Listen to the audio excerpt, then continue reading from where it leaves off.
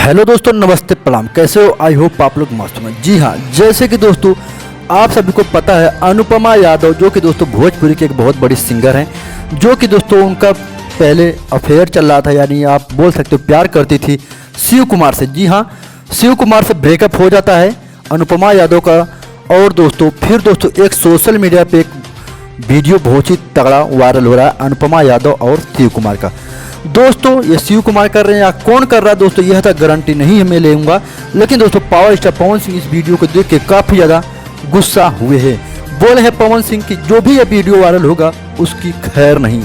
अब दोस्तों दिखाया जाना है, इधर पवन सिंह और अनुपमा यादव एक जगह अपना स्टेज शो प्रोग्राम कर रहे हैं और उधर शिव कुमार अक्षरा सिंह के साथ नजर आ रहे हैं, यानी अक्षरा सिंह के साथ अभी काम कर रहे हैं और पवन सिंह के साथ अभी अनुपमा यादव काम कर रही हैं। तो दोस्तों शिव कुमार अनुपमा यादव की यह जो ब्रेकअप हुआ है, यह वीडियो दोस्तों सोशल मीडिया पे कौन वायरल कर रहा है, कौन नहीं कर रहा है, तो दोस्तों मैं नहीं पता है, लेकिन आप लोग कमेंट करके बताओ यह सही है या गलत।